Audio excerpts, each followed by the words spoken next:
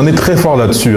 Après, qui vous dit la vérité et qui vous ment, c'est pas votre problème. Pas forcément. Il fallait juste que tu continues encore ton chemin pour que tu recolles les morceaux. J'ai fait quasiment toute la liste des organismes de formation de mon secteur qui pouvaient avoir l'appel d'offres. J'ai dit, bon, j'ai rien à perdre. J'ai rien à perdre. J'appelle. Nous, on gagne 40% et lui, il récupère 35% sur le volume d'affaires. Moi, j'ai rien à perdre. J'ai rien. Agissez. Et là, vous avez les vraies informations.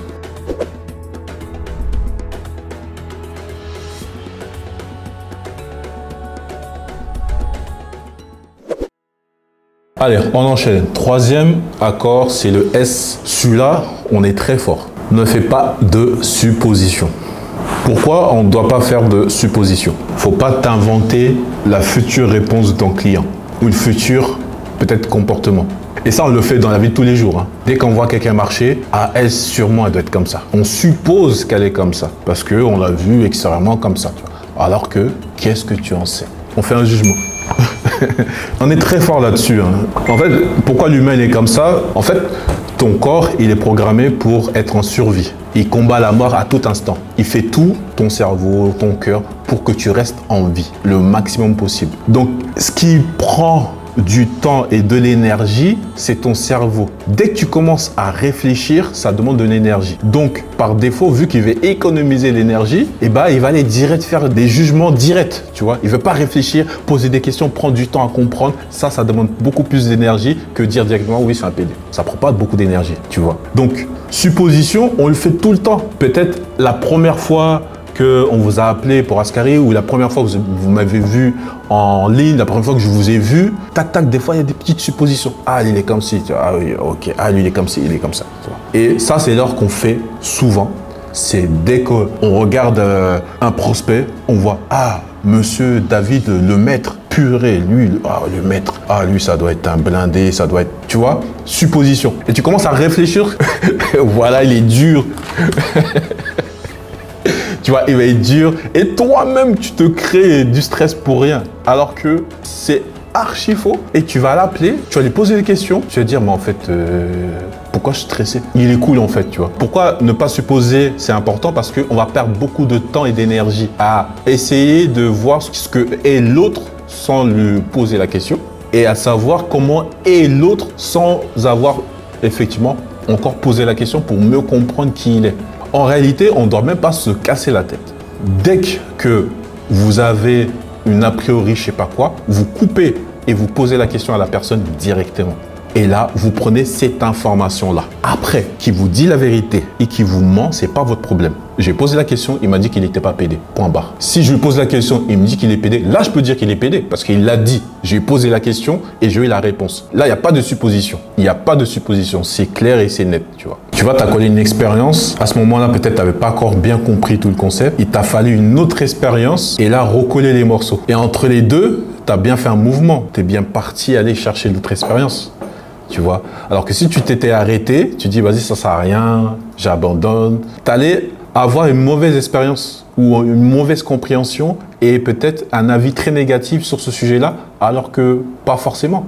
Il fallait juste que tu continues encore ton chemin pour que tu recolles les morceaux, le puzzle en fait de compréhension, tu vois. Et c'est pour ça que quand quelqu'un il te dit oui, ce service-là il est mauvais, ne prenez pas personnellement. C'est celui qui dit qu'il y est. Donc s'il est mauvais, on ne doit pas prendre les mots personnellement. Donc, du coup, moi-même, je vais expérimenter et voir, en fait. Parce que beaucoup, par recommandation, on dit oui, ça c'est bon, ça c'est mauvais. Mais en réalité, tu ne sais pas. Comme l'homme, il est différent. Lui, peut-être dans sa vie, enfin, en fait, il y a tellement de facteurs. Tu es obligé toi-même d'aller expérimenter et d'aller voir est-ce que c'est vraiment mauvais ou bon, en fait. Donc, vous allez mettre ça dans votre tête. Parole, personnellement, supposition, maximum. PPSM. Voici les accords à la ascarienne, PPSM. P, personnellement, et vous pensez à Poutine. Le deuxième P, pensez à Poutine. Ça va être plus simple. Poutine l'a dit, c'est celui qui dit qu'il y est.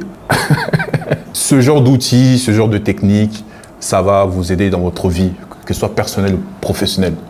Et vous allez gagner du temps et aller droit au but.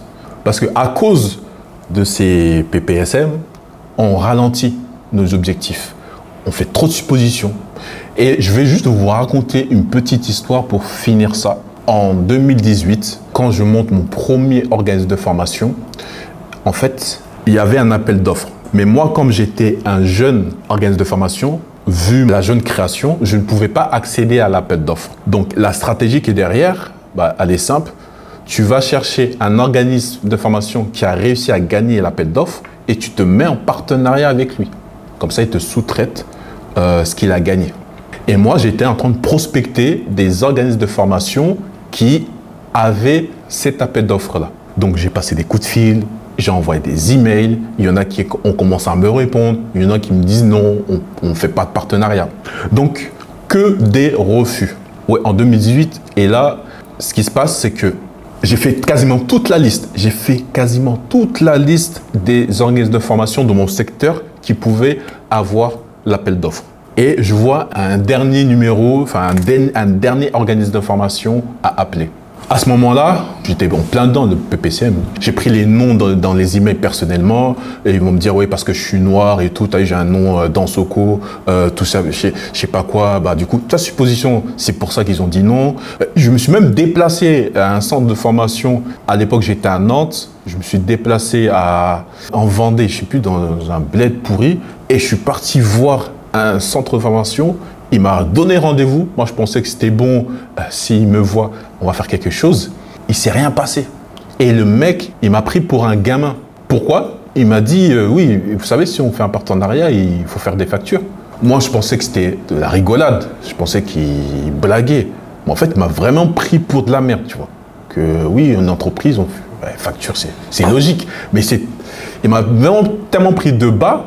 J'avais tout ça, j'avais des refus, j'avais des noms, j'avais des gens qui me prennent de haut et ils me prennent pour de la merde. Et du coup, il me restait un dernier numéro. Et ce numéro-là, j'ai dit, mais regarde, ils vont tous refuser. Ils vont tous refuser. Et là, pourquoi je perds mon temps à appeler lui?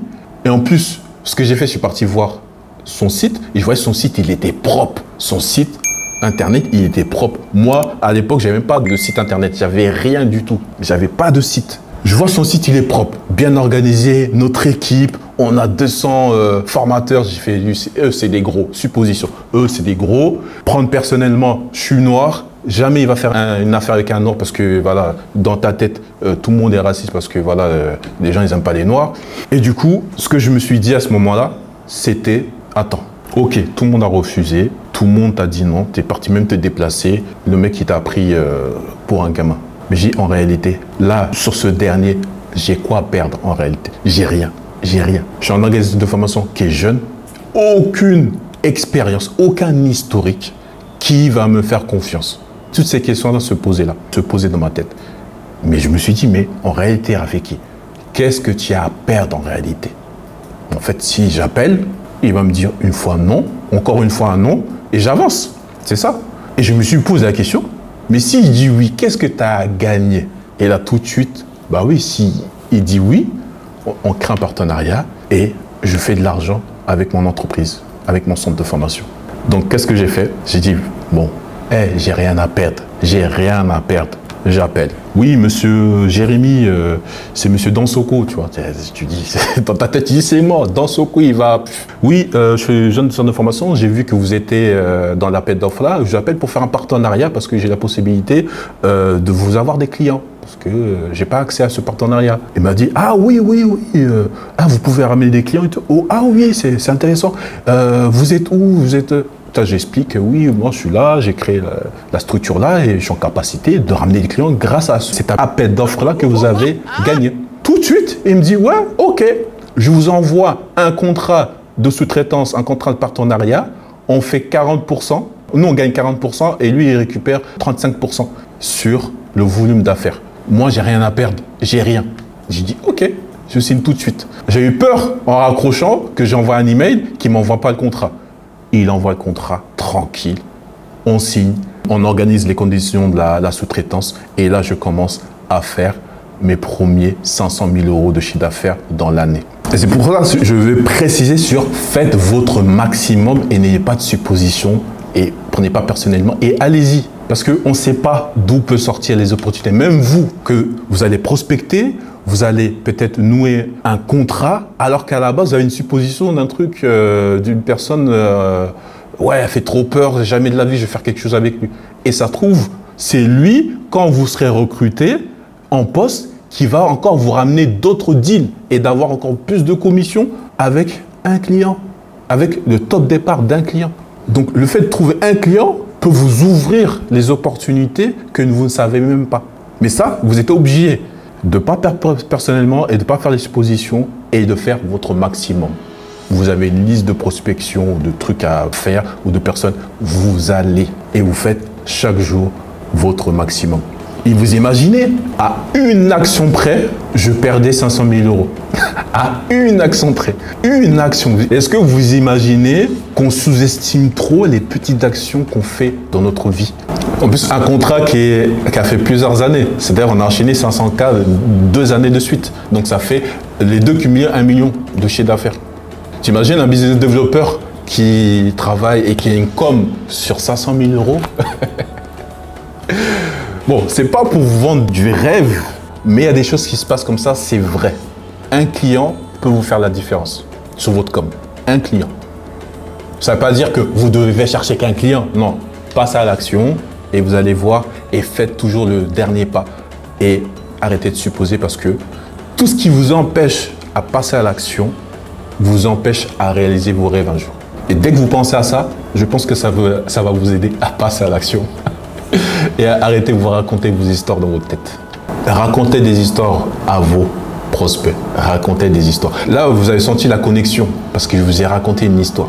Et là, sans vendre, je vous ai déjà vendu mon entreprise.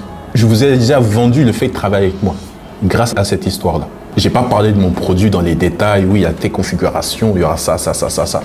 Non, je te raconte une histoire et là, la connexion, elle se fait immédiatement.